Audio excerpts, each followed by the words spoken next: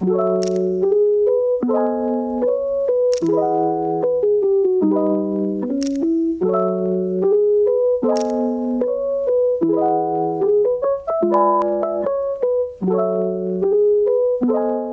to all 21 of you at the time of me making this video. I'm glad you stopped by because I want to talk about not only a fantastic lens for the X Pro 3, but I believe Fujifilm's best lens to me in shape of character, in the form of just portability, the lightness of it, how fast the aperture can get, and yeah, it may be poor-ish in focus, but I mean, if you're not doing video work 24/7, it gets the job done and it never misses when it needs to hit.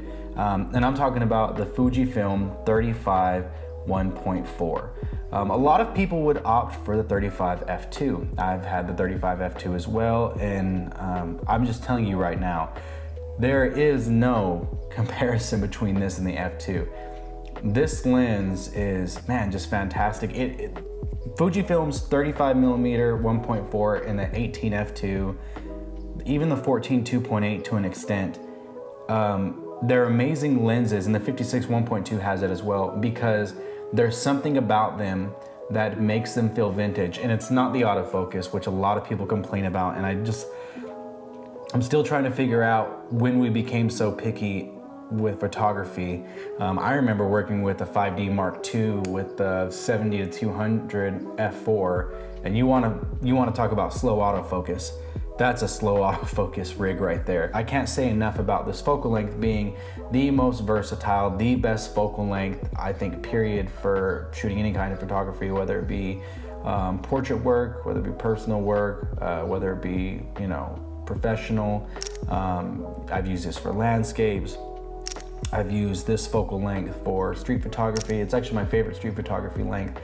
There's just a lot that you can do with a 50mm, but this 50mm right here, 35 1.4, it is fantastic, this lens. The character that you get out of this is, it can't be compared. Now, a lot of the older Fujifilm 1.4 lenses have the similar character I'm talking about. When you have lenses nowadays, every single one of them, and I mean every single one of them, every manufacturer, what they're worried about is how sharp is the lens corner to corner. People shoot charts for lenses. They're checking to see the clarity. They're zooming in at 200%, and they're checking out chromatic aberration and purple and green fringing, which I understand. You don't want a lens that jacks everything up, but we got so wrapped up in how clean a lens can look that you miss out on the character that the lens brings you. You know, even with chromatic aberration, you know, Leica lenses, which the reason why Leica lenses are so good is because they haven't updated their lens formula. They have chromatic aberration. They have issues with their digital cameras. But the thing is, this lens, just like that Leica lens, the formula is amazing. It's just fantastic. It's compact. I've got big mitts, but it's still very, very small, very, very lightweight lens. Taking off this this lens hood, which is practically probably about the third of the size of it anyway, if you're checking that out. It's just a fantastic size and weight for any time you want to take it. I mean, Fujifilm lenses are already small and light, but compare this to the 56 1.2, the 50 1.0, even the 23 1.4 and the 16 1.4, both larger than this lens. And this lens has something that those two doesn't. And once again, it's the fact that it's a great portrait lens. 50mm is a great focal length for portrait work. But at 1.4, it's not the sharpest lens. It's sharp enough, but it's not a softness, but there is the way that light wraps in this and the micro contrast of this lens is very pleasing. If you're the kind of person that is very into vintage looking photos, or just even vintage lenses, this is a lens that you will like. And during this time, hopefully I've already popped up some examples of shots that I've had with this.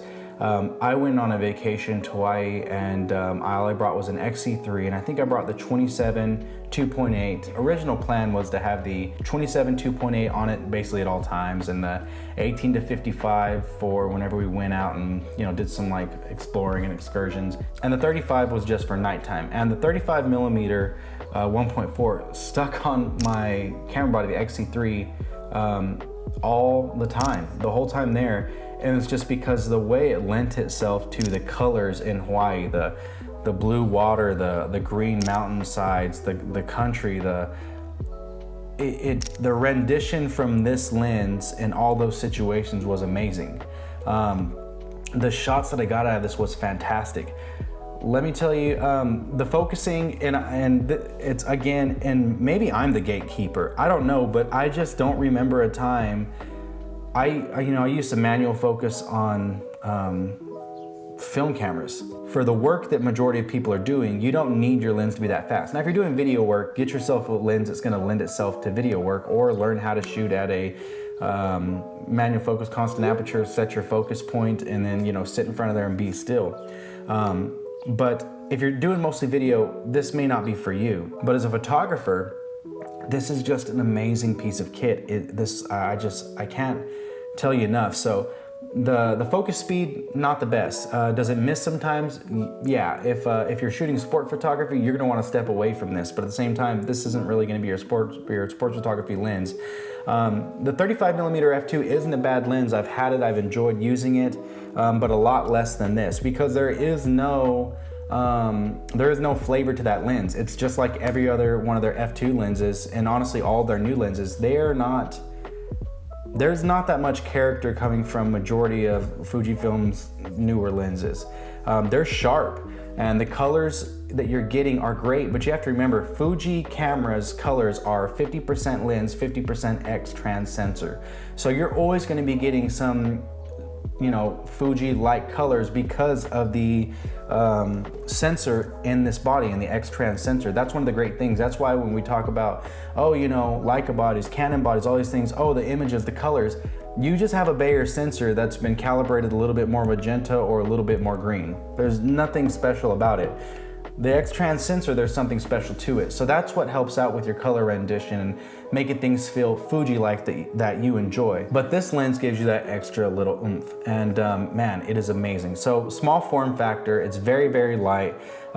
It's not that much heavier than the 35 f2. The size, total length, honestly, it's not that much bigger, and the length might be the same of the 35 f2. I don't have it with me because I immediately got it and I sold it and I picked this back up.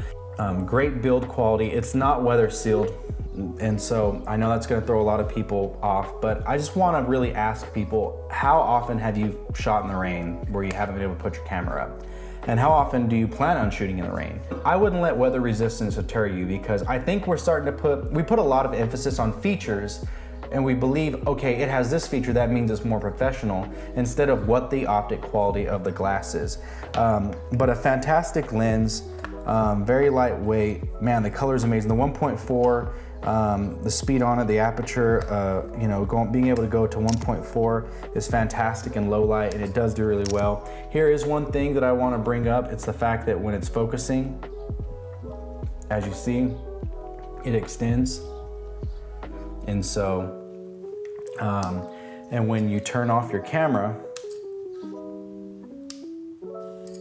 it comes back in. So I understand with cameras and mechanics, any kind of electronic, when you have moving parts, it's a place for failure. This has never failed me. None of them ever failed me. You really get great, not only image quality, but a really great image quality and a really great image feel and emotion from that image when you're using film recipes with this lens. People complain about the aperture ring and it being very soft and easy to push. Let's have some ASMR. Is that how you say it? AMSR? But I still don't understand, because I've even used this in manual focus, and I've got large hands, and so every part of my hand touches the lens. I've never accidentally bumped this and changed the aperture, so I still don't understand where that comes from, where they're like, well, it's got a loose aperture ring. Who is grinding the hell out of the aperture? Who is grinding their hands like this on their lens and knocking out the aperture ring? I have no idea. And so I can't really attest to that, but yeah, a great lens. To me, this is Fujifilm's best lens. This is a lens that you sell it and you buy it again, just like I did whenever I switched back and forth between Fuji and Canon. This is a lens that you sell it away, you realize you miss it, you buy it. You sell it for a 35 f2 because you think that'll make it better, you buy it. When the 35 1.4 Mark II, whenever they release one of those, I will not be buying that, because this is a lens that I will need. And unfortunately, like I said, lenses nowadays, manufacturers just want sharpness. That's all everyone cares about, period. They want to put a different coating on it because everyone wants to get rid of chromatic aberration and this, that, and the other. They want to work on getting you know, any kind of flares out. And I get it. People want great image quality. But I just can't remember a time whenever me and my grandfather shot film and we would put our faces up against one of our prints to see if there was anything and to see what the grain looked like and the density compared to another camera. You know, I never took my Yashica out and was comparing it to his you know, Olympus. You know, I never did that. And the same thing goes for these. I don't think we should do that. I think you should appreciate cameras. I think you should appreciate lenses for what they bring to the table and the look and the feel they give you. So yeah, this is my vote. The best Fuji lens. If you could carry one, if you could buy one, this is the one to buy. And this is the one that I think that a lot of people will agree. You've sold it, you've bought it. You've sold it, you've bought it. You switch system, you switch back, you bought it. This is the one that, you know, you let her go, and it is true love, and so you bring her back. So this is one that I will keep with me always. I hope that you guys can appreciate what I'm saying and not leave me any hate comments. And there are a lot of people that I do know that already shoot with 35 1.4 and it's their baby. But yeah, to me, Fujifilm's best lens, their greatest lens, is the 35 1.4. Thanks, have a good one.